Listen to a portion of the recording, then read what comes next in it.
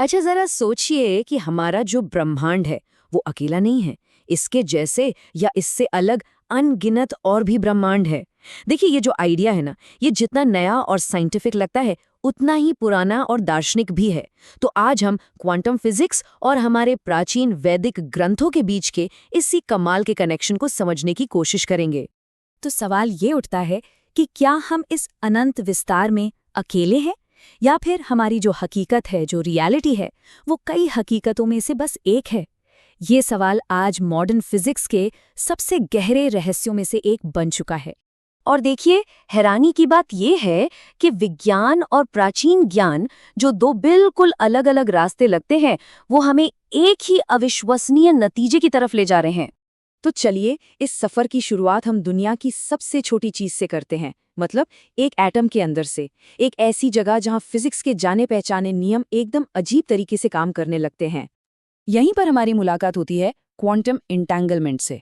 अब ये एक बहुत ही रहस्यमयी चीज है। इसमें होता यह है कि दो पार्टिकल्स या कण एक दूसरे से ऐसे जुड़ जाते हैं कि आप उन्हें चाहे कितनी भी दूर ले जाएं, वो जुड़े ही रहते हैं। मतलब एक अदृश्य धागे की तरह। अगर एक में कोई बदलाव होता है तो दूसरे में भी वो बदलाव तुरंत उसी पल महसूस होता है।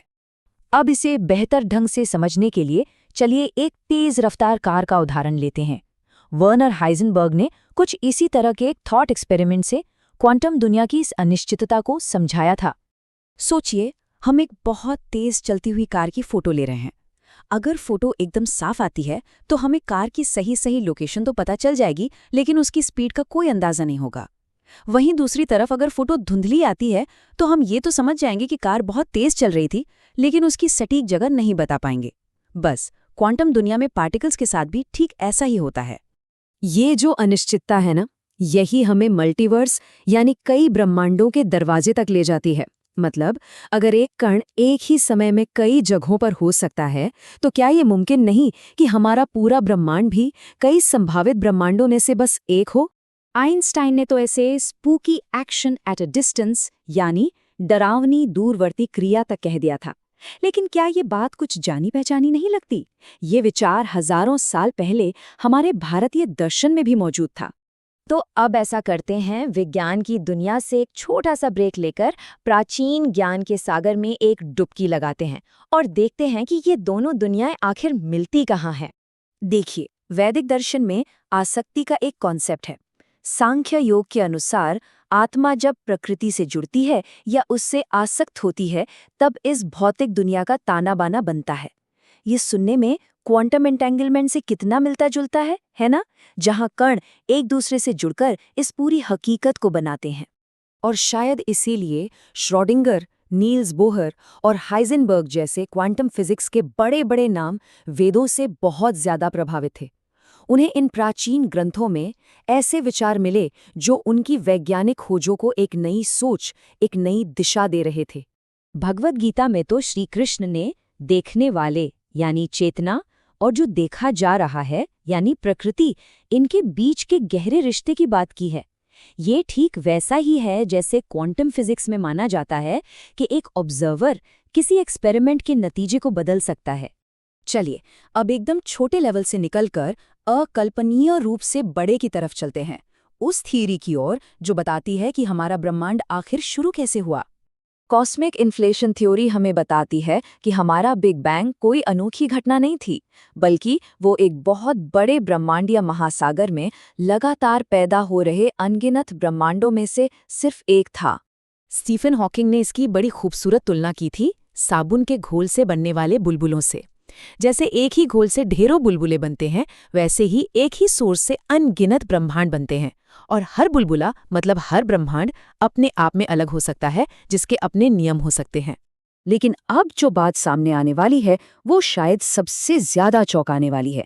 ब्रह्मांड के जन्म की लगभग ऐसी ही कहानी हजारों साल पहले भागवत पुराण में लिखी जा चुकी है। इस कहानी में ब्रह्मा जी के लिए जो बस एक पल था, वो धरती पर पूरे 1 साल के बराबर निकला। ये आइंस्टीन की थ्योरी ऑफ रिलेटिविटी का एक सटीक उदाहरण है, जहां समय अलग अलग जगहों पर अलग अलग रफ्तार से चलता है। इसे टाइम डायलेशन कहते हैं।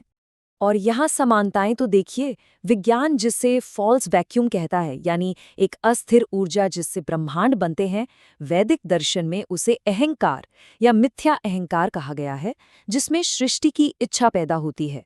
और जो इन्फ्लेशनरी ओशन है वो कुछ और नहीं बल्कि कारण सागर है, जहां से सारे ब्रह्मांड जन्म लेते हैं। कमाल है। कहानी में आगे कृष्ण ब्रह्मा जी को अपना असली विराट रूप दिखाते हैं, और तब ब्रह्मा जी देखते हैं कि वो सिर्फ अपने ब्रह्मांड की नहीं बल्कि अनंत ब्रह्मांडों में से बस एक के निर्माता हैं।